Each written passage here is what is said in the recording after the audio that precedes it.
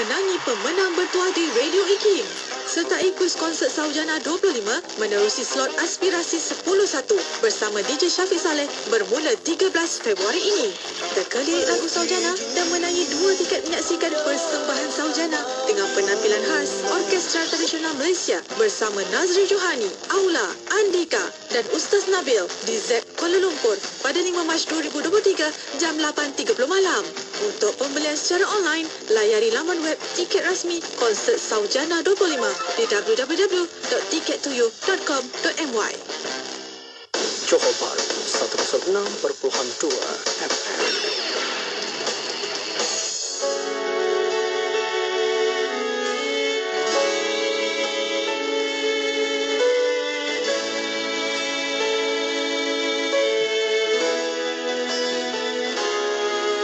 Terasa kelam setiap langkahku, rasa rawan pilu memikirkan jalan hitam lagi.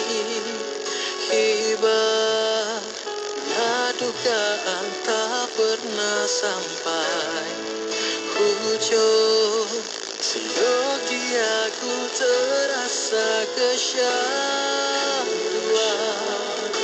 terdengar seruan indah dibisikkan, terbimbas memori duka yang mencengkam.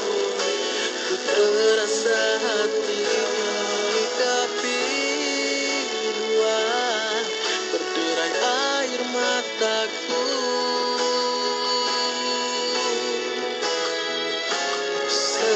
Sesungguhnya hati ini menangis tak terperi, mengenang dosa lalu kiri kanan. Ku terasa kelam munajat diri ini, memohon maghfirahmu. Sesungguhnya diriku ingin kembali padamu. Ku mohon kepadamu, berikan ku petunjuk ke arah kedua sana yang ku harapkannya. Jangan cabut nyawaku sebelum ku kembali ke jalan yang diredai dalam husnul khotimah.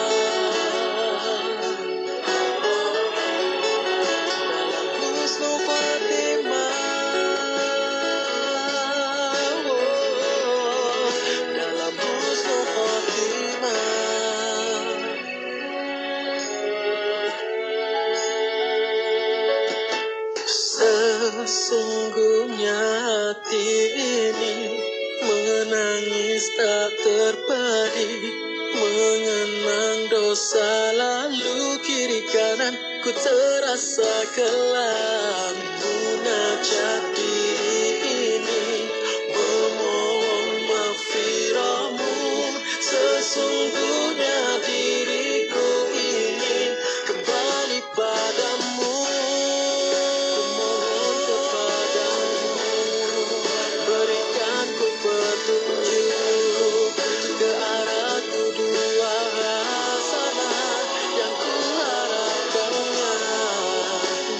Cabut nyawaku sebelum ku kembali ke jalan yang diredai dalam husnul khotimah.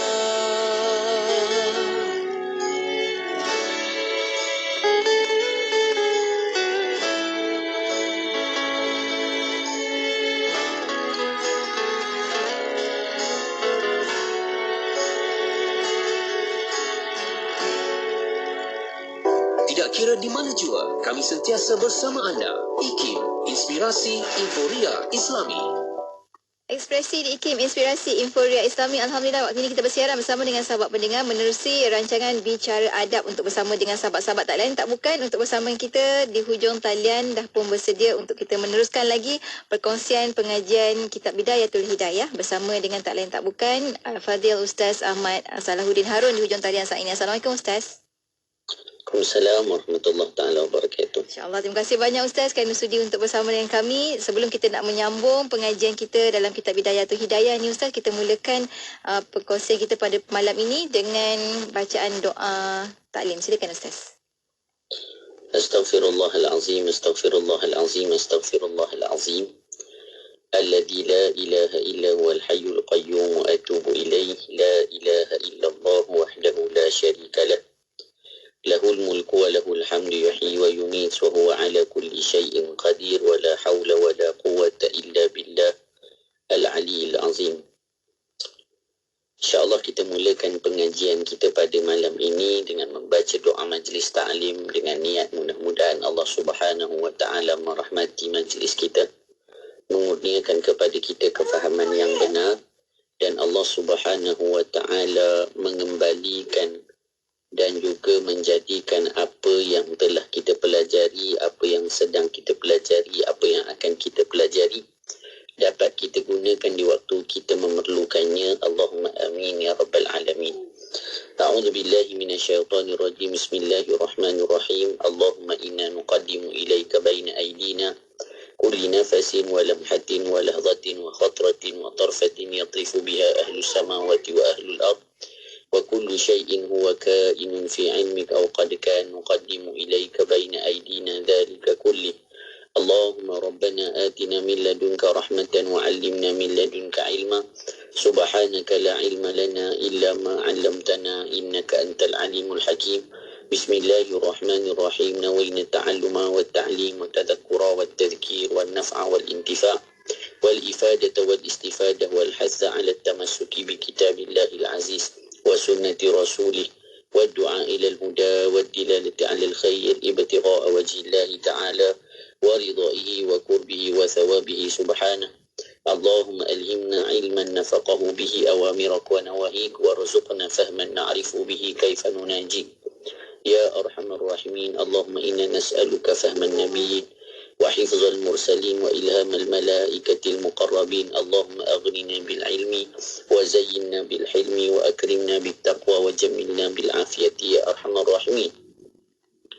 اللهم إنا نستودعك ما قرأناه أو نقرأه في هذا المجلس وما قبله وما بعده فاحفظوا علينا حتى ترده إلينا وقت احتياجنا إليه. وصلى الله على سيدنا محمد وعلى آله وصحبه وسلم. بسم الله الرحمن الرحيم. رب اشرح لي صدري ويسر لي أمري واحلل عقدة من لساني يفقه قولي وسدد ألسنتنا واهدي قلوبنا وافعل كذلك بأحبابنا أبدا وارزقنا كمال فتوح العارفين والفقه في الدارين مع كمال الإخلاص والصدق واليقين والعافية والغنى والنصر والحفظ والنفع والانتفاع وخيرات الدارين وعلوم الأولين والآخرين. وصلى الله على سيدنا محمد وعلى آله وصحبه وسلم والحمد لله رب العالمين. الحمد لله والصلاة والسلام على سيدنا رسول الله wa ala alihi wa sahbihi wa man walah, amma ba'. Yang dimuliakan DJ Nur Hayati Paradi hafizahullah ta'ala wa matta'ha bisihatin wa afiyah. Sidang pendengar IKIM yang dimuliakan Allah Subhanahu wa ta'ala, mudah-mudahan sentiasa dalam rahmat, kasih sayang dan pemeliharaan Allah Subhanahu wa ta'ala. Alhamdulillah, puji dan syukur kita panjatkan kehadrat Allah Subhanahu wa ta'ala dengan izin dan inayah taufik daripada Allah Subhanahu wa ta'ala. Allah Subhanahu wa ta'ala masih berikan kesempatan kepada kita untuk kita menyambung lagi perbahasan kitab kita di dalam kitab Bidayatul Hidayah, perjalanan seorang hamba dalam menuju Allah Subhanahu wa ta'ala. Dan pada pertemuan ini kita masih di bahagian yang ketiga, membahaskan berkaitan dengan adab-adab, dan adab yang akan kita perbahaskan pada malam ini adalah adab-adab sebagai seorang murid. Kalau kita ingat pada minggu-minggu sebelum ini telah kita bahaskan bagaimana adab seorang hamba kepada Tuhannya. Dan kemudian kita bahaskan pula bagaimana adabnya seorang guru, kerana yang ingin diperoleh daripada seorang murid itu adalah keberkatan gurunya. Maka bila kita menjadi guru, jangan hilangkan keberkatan yang ada pada guru itu daripada diri kita. Dan sekarang pesanan Imam Ghazali berterusan nasihatnya kepada pula yang disebut sebagai murid. Orang-orang yang menginginkan Allah, orang-orang yang menghendaki Allah Subhanahu wa ta'ala, maka apakah adab-adab yang perlu diperoleh? Ataupun apakah adab-adab yang perlu dipunyai? Tujuannya seperti mana yang telah kita sebutkan pada pertemuan-pertemuan sebelum ini, agar murid itu hasil barakahnya dalam perjalanannya menuju Allah. Dalam kehidupan kita menuju Allah, yang kita ingin dapati adalah keberkatan daripada ilmu, daripada pekerjaan, daripada hidup. Kerana apabila diberkati, ia jalan untuk kita mencapai keredaan Allah. Dan kita mendapat pandangan Allah, kita mendapat bantuan Allah, kita mendapat pemeliharaan daripada Allah Subhanahu wa ta'ala. Baik, mari kita lihat apa yang disebutkan oleh Al-Imam Al-Ghazali rahimahullahu ta'ala.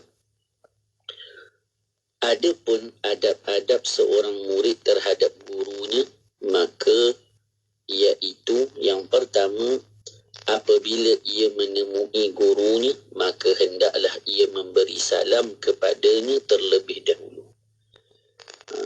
Bila kita jumpa dengan guru kita, yang kita dahului adalah memberi salam. Bahkan bukannya kita menanti guru kita mengucapkan salam, tetapi kita dahulu memberi salam kepada guru kita. Itu adalah adab seorang murid kepada gurunya, walaupun gurunya itu lebih muda daripada dirinya. Walaupun seorang guru itu mungkin umurnya lebih muda, tetapi ia tetap lebih utama untuk dimuliakan kerana ketinggian ilmunya. Jadi, bila mana kita sudah menjadikan seseorang itu sebagai guru, walau mungkin dia lebih miskin dari kita, walau mungkin dia lebih muda dari kita, walau mungkin dia banyak kekurangan fizikal daripada kita, tetapi Allah telah mengurniakan kepadanya satu yang disebut ilmu, yang mana bila seseorang itu berilmu, darjatnya lebih tinggi daripada orang yang tidak berilmu.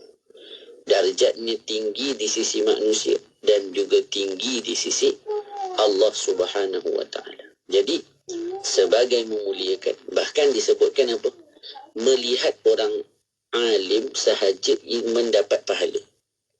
Kita ni kalau tengok guru kita, orang yang alim, melihatnya sahaja dapat pahala.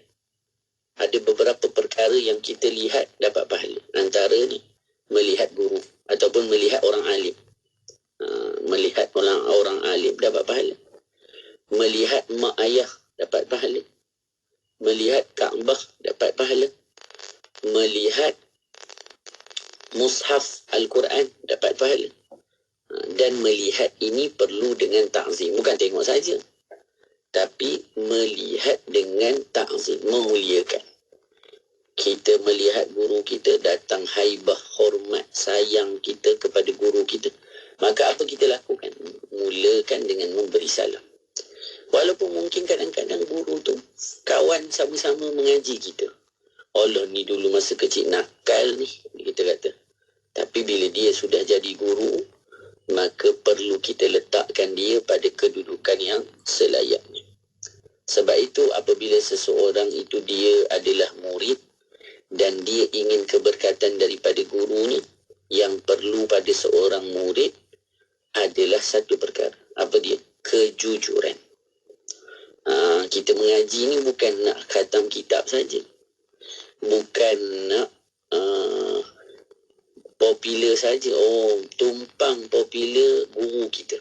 Guru kita ni satu Malaysia kenal. Saya nak murid dia lah. Kita pun, sebab apa? Sebab kita pun nak tumpang kemuliaan dia. Tak? Kita perlu jujur kepada guru kita. Kenapa kita berguru dengannya? Saya berguru dengan Tuan Guru supaya Tuan Guru dapat bawa saya kepada Allah. Supaya Tuan Guru dapat buang segala sifat-sifat buruk dalam diri saya. Kejujuran kita menjadikan persiapan bagaimana kita dalam menuju kepada Allah. Baik, itu yang pertama. Apabila ia menemui gurunya, maka hendaklah ia memberi salam kepadanya terlebih dahulu. Yang kedua, jangan ia membanyakkan bercakap-cakap di hadapan gurunya. Bila duduk depan guru kita, yang lebih banyak perlu kita lakukan adalah diam dan mendengar setiap perkataan guru kita. Kerana kita mempelajari ilmu daripada guru bukan hanya di dalam kelas. Ini kita kena faham. Bukan hanya bila guru kita buka kitab, itu kita belajar. Tetapi bagaimana mereka bermuamalah dengan orang yang datang kepada mereka. Contohnya kita duduk khidmat dengan tok guru kita ni. Ada orang datang jumpa kerana ada hajat. Ada orang datang jumpa nak minta bantuan. Ada orang datang jumpa nak minta doa. Belajar dari guru kita bagaimana melayani tetamu. Belajar dengan guru kita bagaimana tidak pernah rasa penat melayani umat baginda Nabi. Kita kata kadang-kadang, tengok tok guru penat lah daripada pagi sampai ke malam. Tak berhenti-henti orang datang berjumpa dengannya. Maka bayangkan bagaimana pada zaman baginda Nabi. Semua orang nak jumpa Nabi, semua orang minta hajat pada Nabi. Tapi Nabi tidak pernah menolaknya walau sekali. Maka mempelajari ilmu dari guru bukan hanya daripada teks, tetapi belajar dari ahwal keadaan guru tersebut apabila dalam kehidupan. Bagaimana walaupun banyak orang mereka jumpa, mereka tidak lupa masa mereka dengan Allah. Mereka tidak lupa masa mereka dengan keluarga dan sebagainya. Jadi jangan banyak bercakap bila depan guru kita. Guru kita bercakap, kita pun nak bercakap. Tapi lebihkan tumpuan kepada setiap perkataan guru kita. Walaupun yang terbit dari guru kita bukan perbahasan ilmu hukum hakam daripada buku. Tetapi kita lihat bagaimana mereka berbicara, bersembang sama-sama orang alim contohnya. Tapi yang mereka bicarakan semuanya menguatkan keimanan. Jadi, tujuan tidak banyak bercakap. Yang pertama, supaya tidak hilang hormat kita pada guru. Yang kedua, supaya kita lebih fokus agar kita dapat mempelajari ahwal keadaan ketika mana kita dalam kehidupan. Macam mana muamalahnya, macam mana caranya, itu yang kita nak belajar. Yang ketiga, jangan ia bercakap-cakap sebelum gurunya bertanya kepadanya. Belum lagi tuan guru kita, ustaz kita tanya ada soalan, kita kalut nak bercakap juga. Kita cakap itu, kita cakap ini. Jadi jangan bercakap-cakap sebelum gurunya bertanya kepadanya. Kalau guru kita tanya pada orang lain, jangan kita menyampuk. Ini adab. Walaupun mungkin soalan tu kita tahu jawab. Tapi sebagai adab, kalau guru kita tanya, baru kita jawab. Jangan kita tak jawab pula kalau guru kita tanya. Sebab apa? Sebab kalau kita jawab, nanti guru kita akan doakan kita. Contohnya, kalau kita tanya, dia ditanya, kita pun jawab. Nanti guru kita kata apa? Barakallahu fi, ahsanallahu ilaih, ahsantum. Tu yang kita nak, doa-doa dari para guru. Sebab itu, para sahabat, mereka cukup ingin perhatian daripada Nabi. Sebab apa? Sebab ingin mendapat doanya baginda Nabi. Bila Nabi cakap apa-apa, mereka kalau boleh, biar saya lah jadi orang tu. Sifat mereka berebut-rebut dalam perkara tersebut. Maka, sedemikian ahwal keadaan kita. Sebab itu, hubungan kita dengan guru, tujuannya dengan kejujuran dan juga dengan niat supaya guru kita dapat membimbing, membawa kita kepada Allah, akan memberi faham kepada kita cebisan daripada apa yang dirasakan oleh sahabat ketika bersama dengan Nabi. Kita tidak katakan bahawasanya, bila kita duduk dengan guru ni macam kita duduk dengan Nabi. Tak. Tetapi hubungan itu seperti keadaannya sedemikian. Kita perlu letak kepercayaan pada guru. Kita kena jujur dengan guru. Kita kena usaha gembirakan hati guru. inilah hubungan kerohanian. Dan inilah hubungan yang nanti membina akhlak yang baik pada diri kita. Bukan hanya pada teks, tetapi dari perkataan demi perkataan, daripada ahwal demi ahwal, didikan demi didikan. Itulah yang akan merubah diri kita menjadi lebih baik. Contohnya kalau kita ikut tuan guru kita, ustaz kita, syekh kita pergi solat.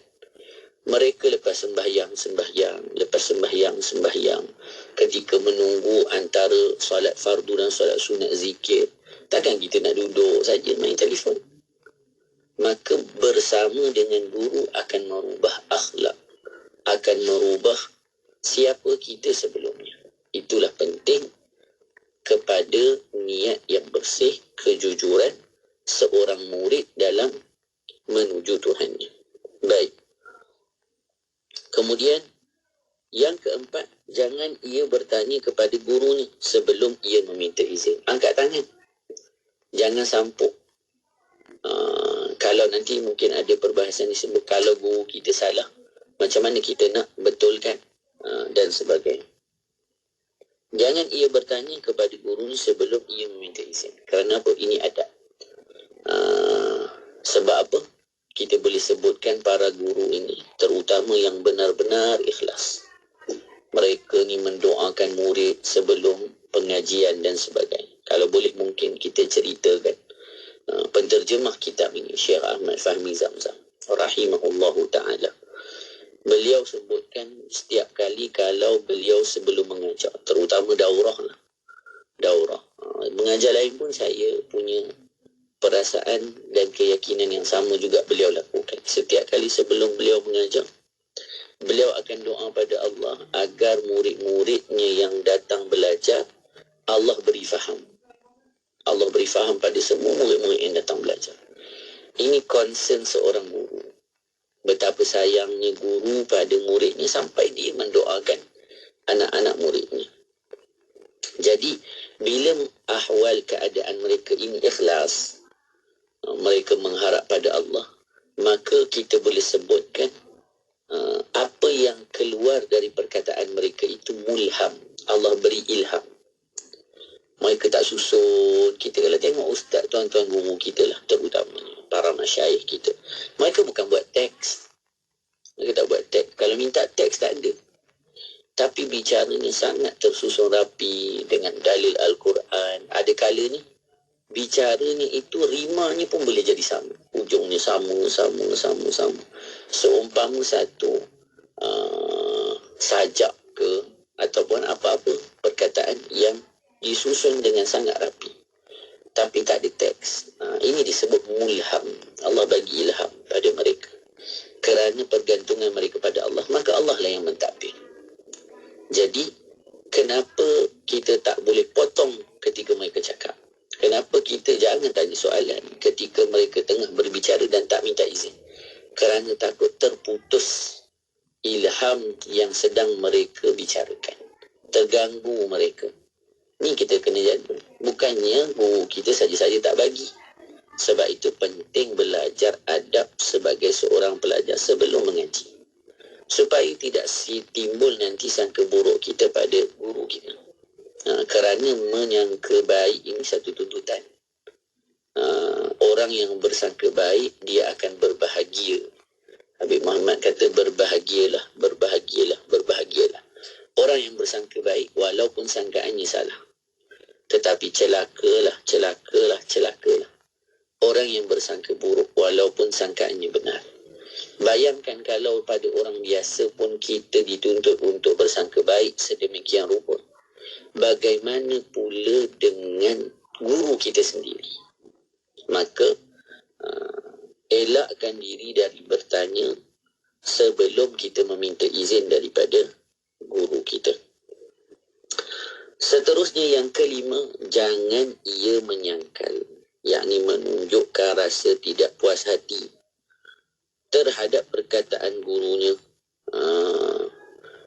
Tengok, seperti ia berkata, si fulan itu menyalahi akan engkau kata yang engkau kata ini. Bila kita duduk mengaji dengan guru, kita dengar guru kita cakap tak sama dengan apa yang orang lain cakap. Orang lain cakap hukum dalam masalah ni begini. Kita dengar guru kita cakap macam ni. Maka secara adab ni kita tidak sangkal secara direct. Tetapi cuba kita tanyakan lagi supaya dia sendiri yang menyedari perkataannya itu tidak tepat. Itu lebih baik. Bukan kita kata salah tu. Bukan macam tu.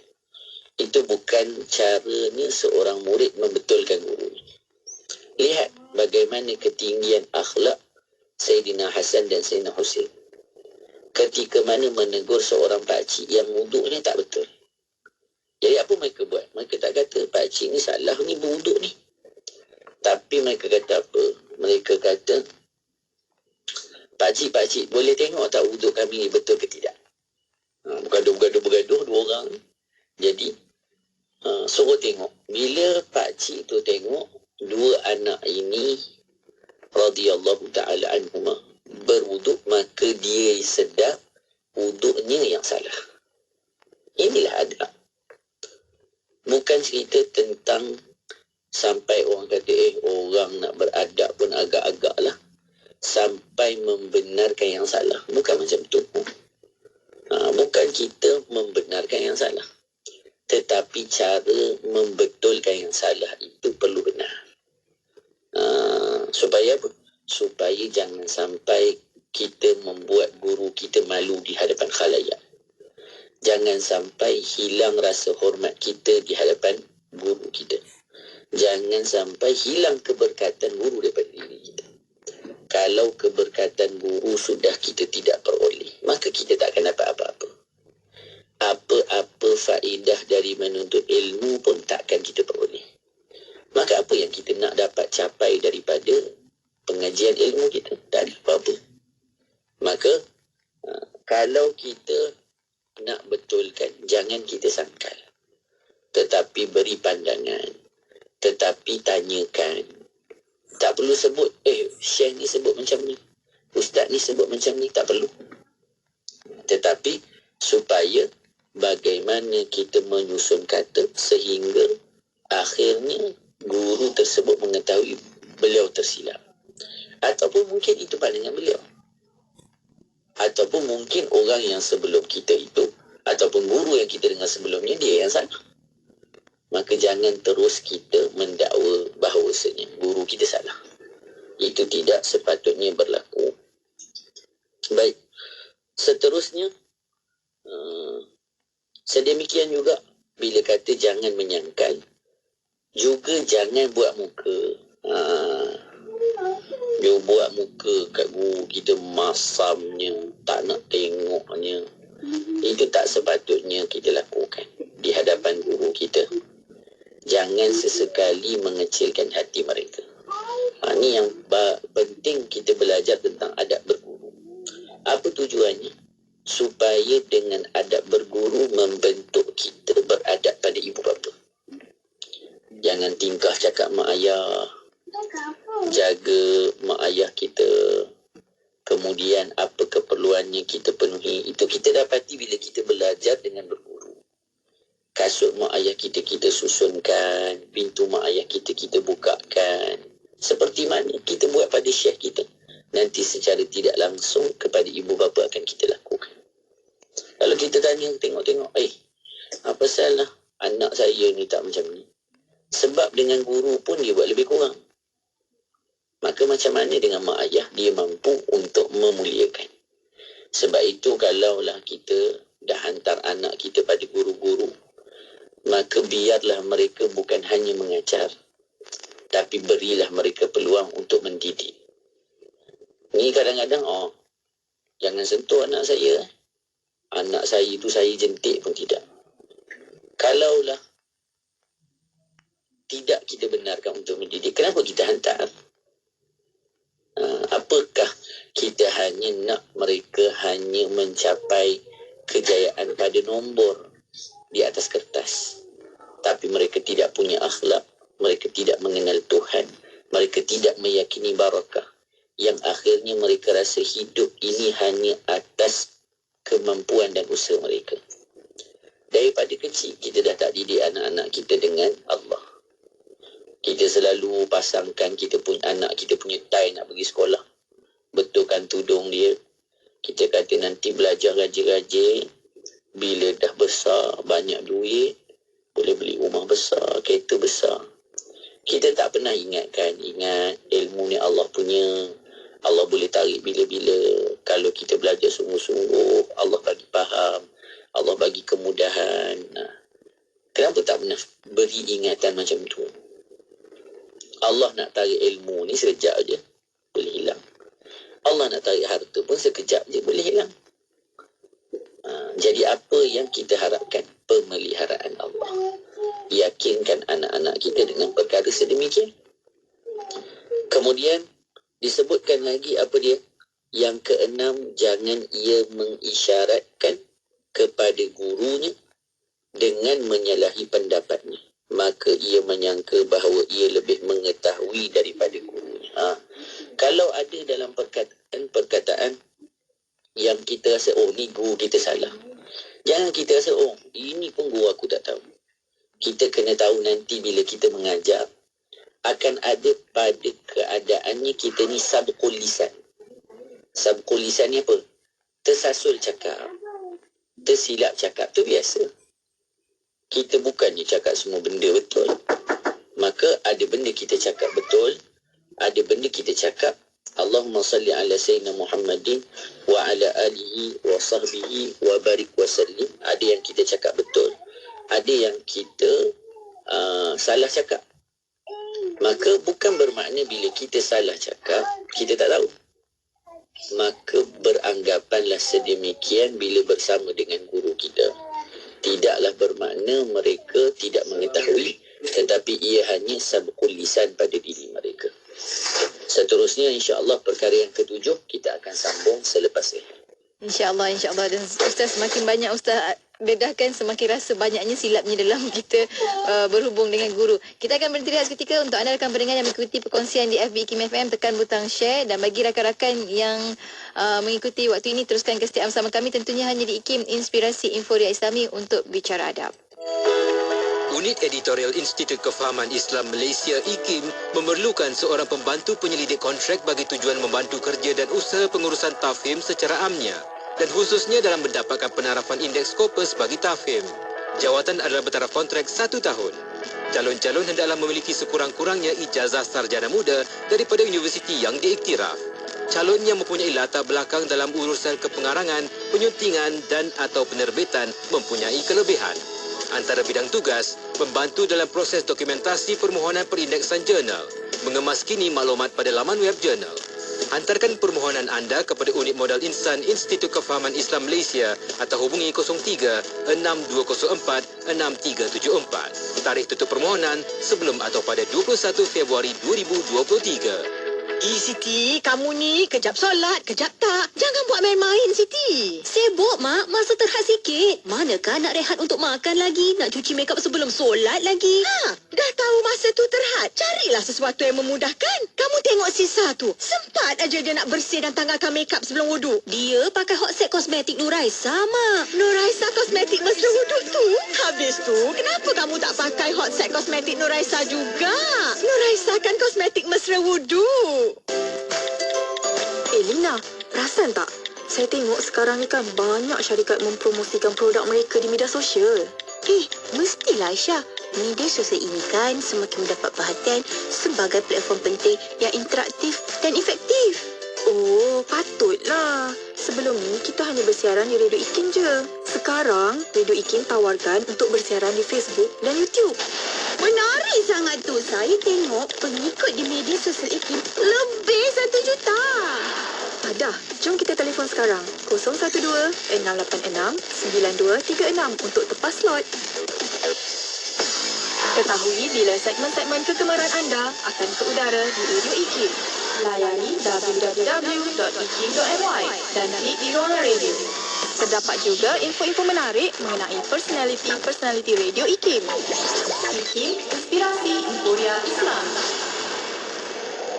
Ekspresi di IKIM, Inspirasi Inforia Islami. Alhamdulillah kita kembali bersiaran waktu ini bersama dengan sahabat pendengar menerusi perkongsian bicara adab bersama dengan Al-Fadhil Ustaz Ahmad Salahuddin Harun. Perkongsian kita pada hari ini berkenaan sambungan dalam kitab Bidayatul Hidayah bagi bahagian yang ketiga, untuk fasal yang ketiga berkenaan dengan adab-adab seorang murid. Ustaz, kita sambung untuk bilangan yang ketujuh. Silakan Ustaz.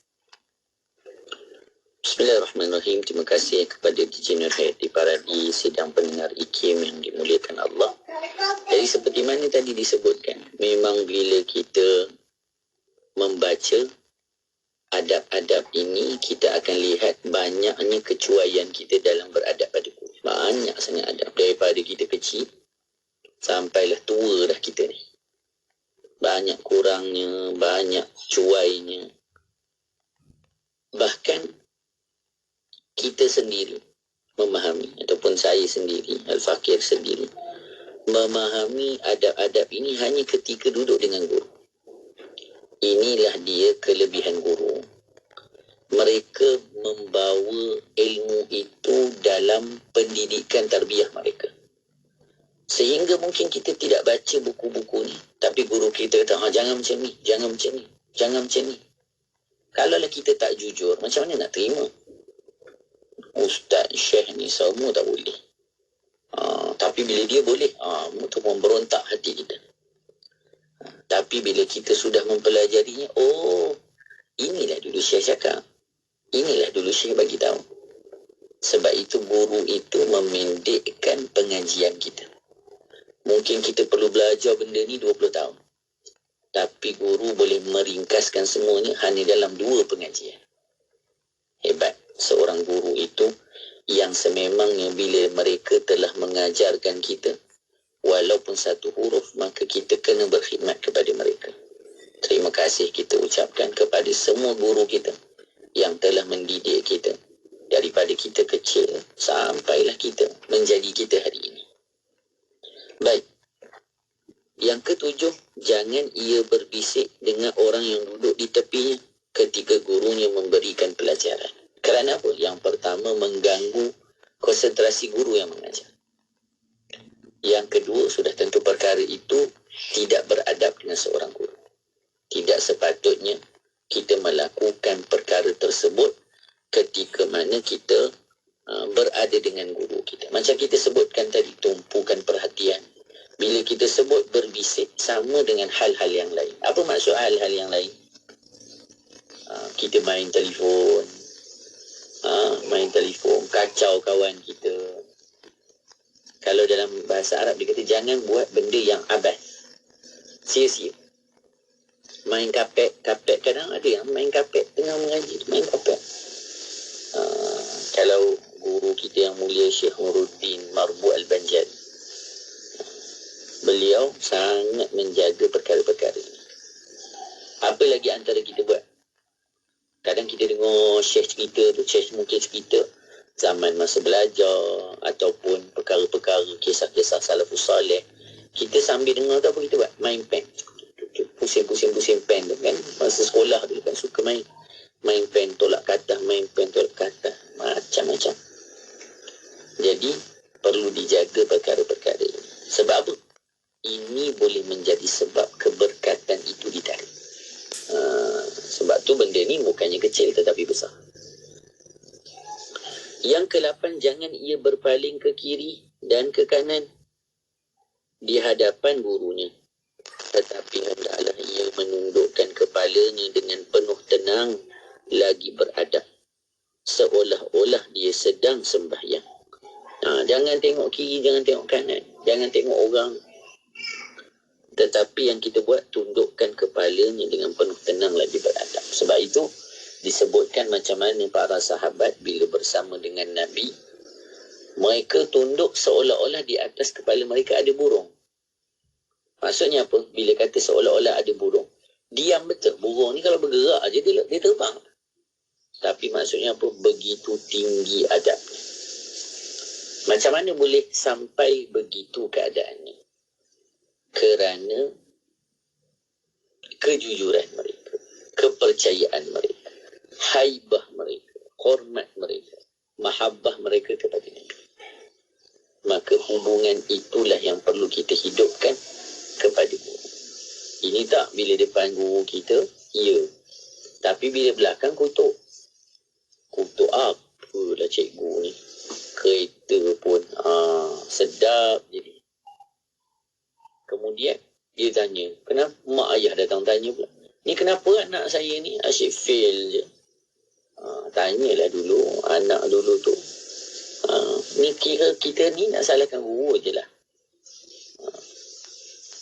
Tak check pun anak kita. Kadang-kadang bukan guru kita pun, bukan guru anak kita, bukan kita. Bukan anak kita, kita tu yang masalah. Jadi sebab itu semua perkara ini perlu dipelajari. Guru pun kena belajar, murid pun kena belajar, mak ayah pun kena faham. Ini 3 golongan yang tidak terputus antara satu sama lain. Semuanya berkaitan. Kemudian Allahumma salli ala sayyidina Muhammadin wa ala alihi wa sahbihi wa barik wa sallim. Yang ke-9, jangan ia membanyakkan soalan kepada gurunya ketika ia letih. Kalau kita nak tanya soalan kepada guru kita, tengok ahwal keadaan guru kita dulu. Kita nak tanya soalan, bukan boleh tanya je. Tetapi tengok, kalau guru kita letih, jangan tanya. Kalau guru kita sedang sibuk, jangan tanya. Kalau guru kita sedang lakukan perkara lain, jangan tanya. Kalau guru kita sedang buat perkara-perkara yang kita rasakan tak sesuai untuk tanya soalan, jangan tanya. Ini adab yang murid perlu ada sense. Perlu ada, apa kita panggil? Tak tahu. Sense, rasa lah, rasa. Common sense. Common sense ni, kita kena tahu. Jadi masa guru kita letih, samalah guru kita baru sampai contohnya. Jadi bagi rehat dulu. Yang kira, saya nak pergi ziarah ni, betul lah. Kita nak pergi ziarah. Tapi mungkin dia nak rehat dulu. Mungkin nak jumpa keluarga dulu. Maka ini common sense yang kita kena ada sebagai seorang murid. Jangan ia membanyakkan soalan kepada gurunya ketika letih. Sebab apa? Sebab guru ini sifatnya rahmah. Ni, bila kita berada dengan guru yang benar, sifatnya rahmah. Keletihannya tidak ditunjukkan, melayani muridnya dan orang-orang yang hadir tanpa rasa penat. Itulah guru. Itulah murabbi. Yang mereka itu menjadi pewaris kepada Nabi. Nabi SAW sedemikianlah keadaan. Sampaikan ketika mana bertemu dengan seorang perempuan tua, maka Nabi kata, pergilah di mana-mana jalan di Madinah, maka Nabi akan datang bertemu dengannya. Untuk apa? Untuk menyempurnakan segala keperluan dan hajatnya. Kemudian yang ke-10, apabila gurunya berdiri, hendaklah ia berdiri untuk menghormatinya. Bila guru kita bangun, kita bangun. Ta'ziman, sebagai memuliakan guru tersebut. Memuliakan guru kita dengan apabila dia berdiri, kita pun berdiri. Apabila dia nak pergi ke mana-mana, juga kita berdiri. Yang ke-10, yang ke-11. Jangan mengikuti gurunya dengan perkataan atau soalan ketika ia bangkit dari majlisnya. Bila dia bangun kerana hajat. Ataupun kerana selesai majlis. Maka tidak diikuti dengan Allahumma salli ala sayyidina Muhammadin wa ala alihi wa sahbihi wa barik wa sallim. Tidak diikuti dengan soalan-soalan. Sebab apa? Mungkin dia nak bersegera untuk sesuatu. Ataupun Allahumma salli ala sayyidina Muhammadin wa ala alihi wa sahbihi wa barik wa sallim akan menyebabkan nanti perjalanannya terganggu.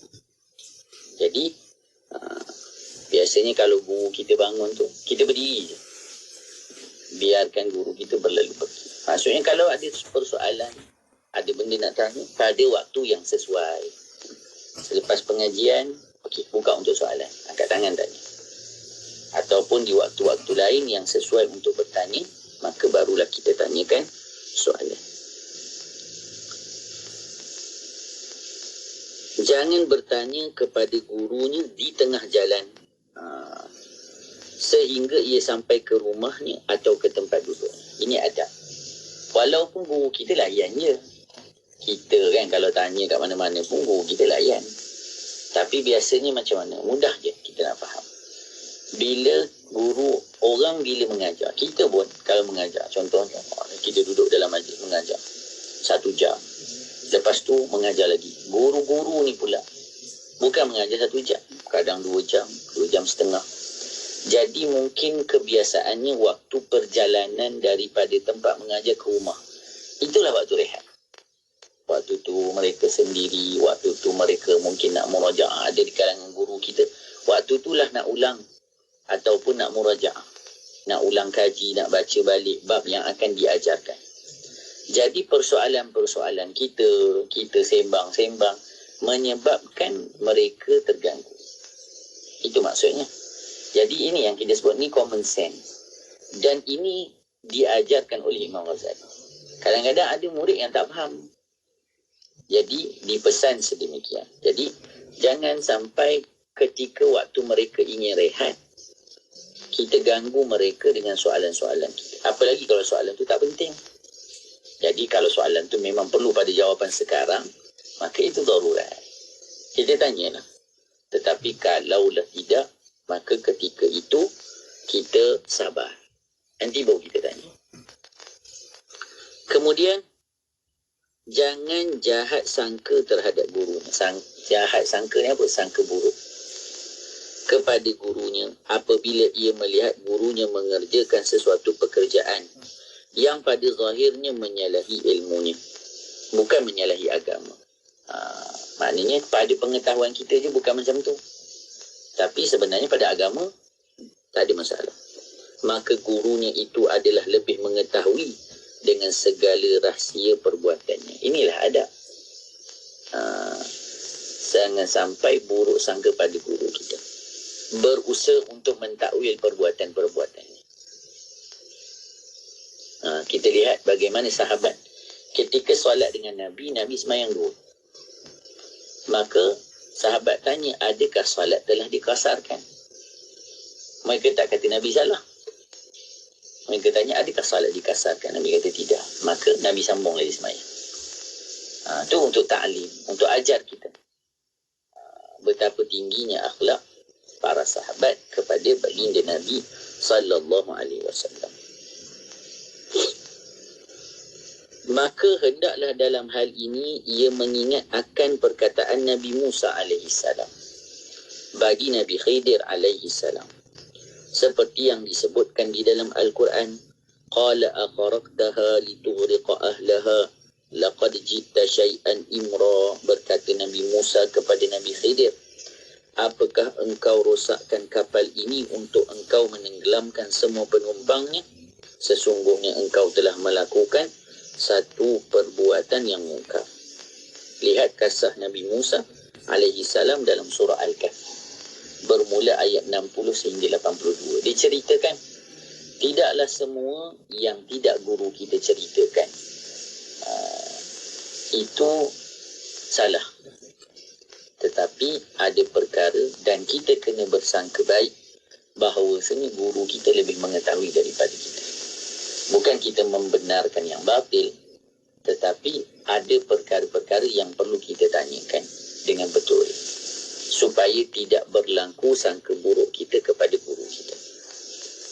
Kemudian yang terakhir yang disebutkan oleh Al-Imamul Ghazali rahimahullahu ta'ala di dalam adab yang perlu dipunyai oleh murid, maka kata Al-Imamul Ghazali, maka hendaklah ia mengingati bahawa sebenarnya dia yang tersalah pada keingkarannya.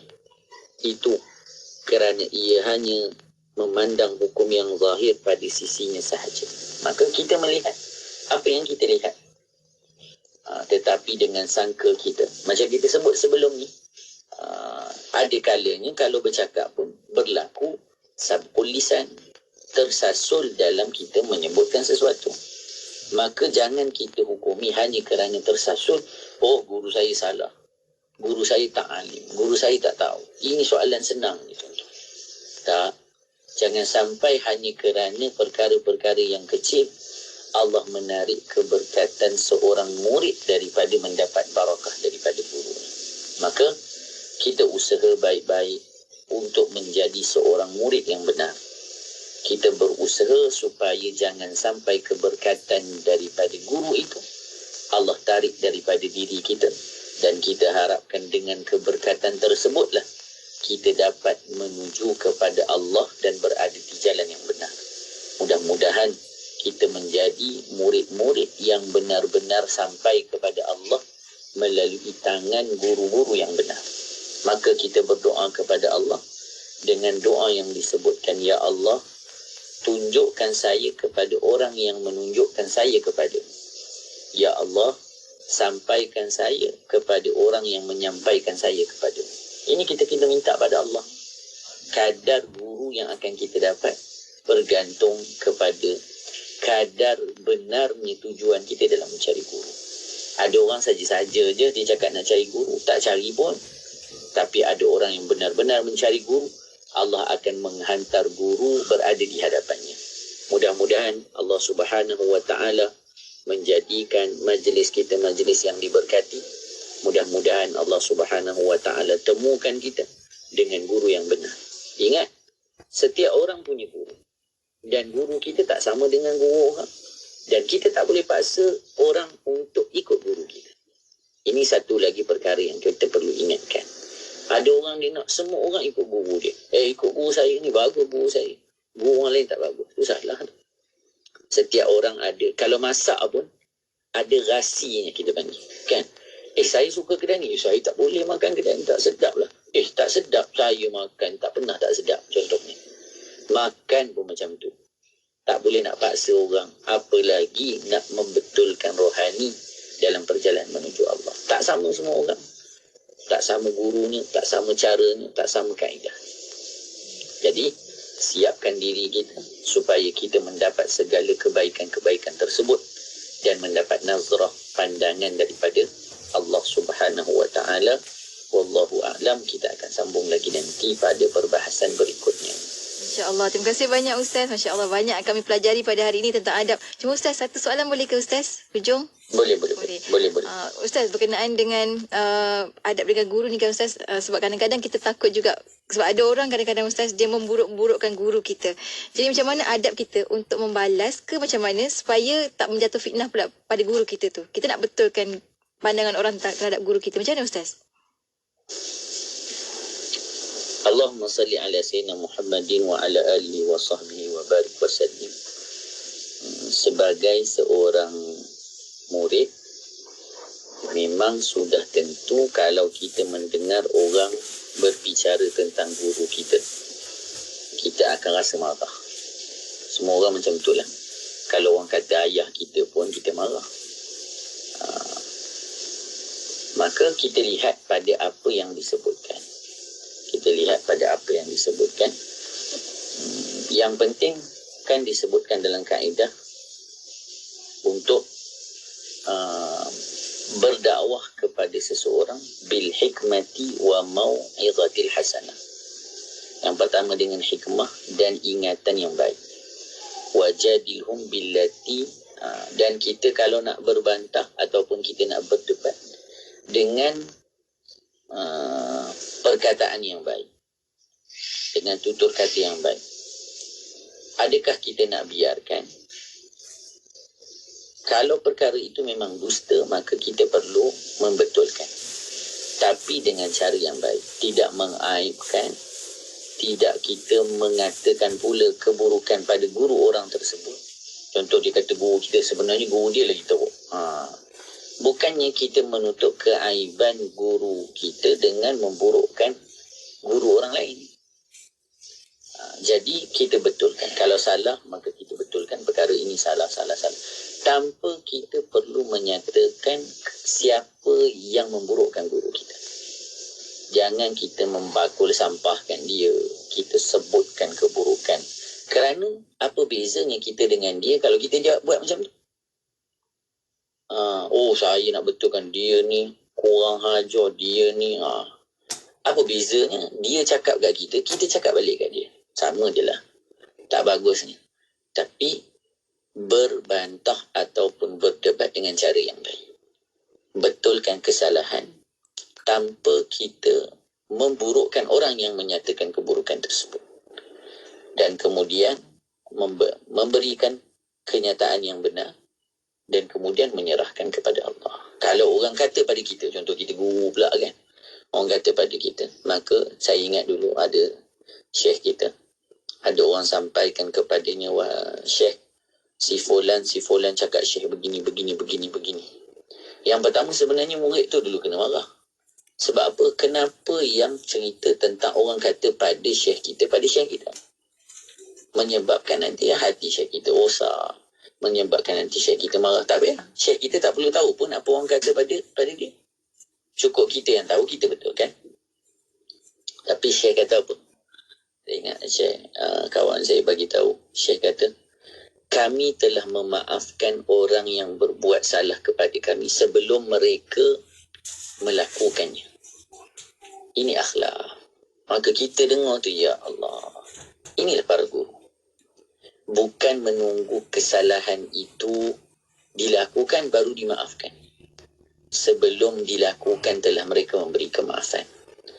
Inilah jalan menggembirakan hati Nabi sallallahu alaihi wasallam. Menggembirakan hati Nabi dengan memaafkan semua umat baginda Nabi.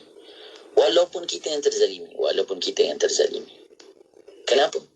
Kerana orang yang menggembirakan hati Nabi nanti akan digembirakan Nabi. Orang-orang soleh melihat sesuatu yang lebih besar. Tak memberi kesan celaan manusia yang lain kepada mereka. Tak memberi kesan hinaan orang pada mereka. Yang penting, mereka tahu Allah mengenal siapa mereka. Dan kalau mereka dihina dan dicela, mereka memaafkan.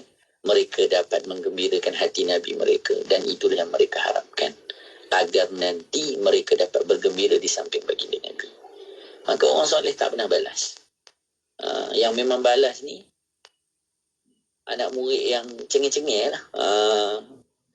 Tuan-tuan guru tak balas.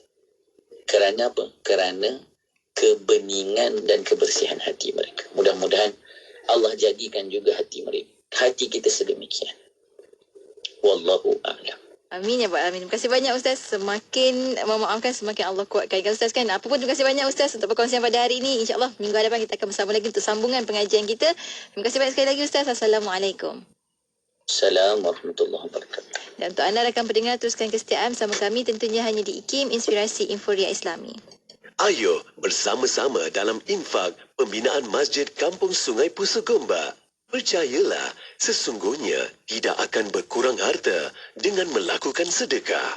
Anda terus boleh berinfak melalui laman sesawang masjidsungaipusu.com atau ke akaun Bank Islam 1416-2011-000520. Jom infak.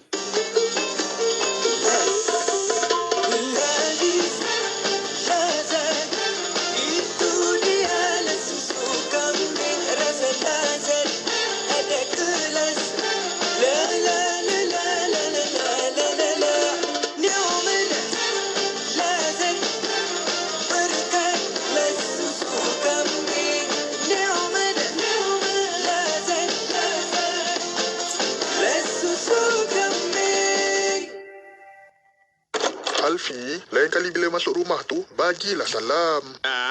Bukan penting pun. Alfi, tak baik tinggikan suara dengan Abah. Ini salah, itu salah. Semua tak kenalah ibu ni. Kad ingin menghasilkan video pendek berunsur Islam, Institut Kefahaman Islam Malaysia IKIM dengan sukacitanya melancarkan pertandingan video pendek Kefahaman Islam VIPKI. Pilih satu daripada 13 tema yang ditetapkan dan hantarkan karya anda sebelum atau pada 31 Julai 2023. Juara bakal membawa pulang wang tunai bernilai RM15,000. Tempat kedua wang tunai bernilai RM10,000 RM1,000, tempat ketiga wang tunai bernilai RM5,000 dan 5 pemenang sagu hati akan menerima hadiah bernilai RM1,000 setiap satu. Untuk keterangan lanjut, sila hadir ke Majlis Apresiasi Filem Pendek Islami Anjuran IKIM pada 21 Mac 2023. Layari www.ikim.gov.my, hubungi unit program dan latihan 03-6204-6320 atau 322. Inspirasi, Inforia, Islami, semuanya di IKIM. Kementerian Kesihatan Malaysia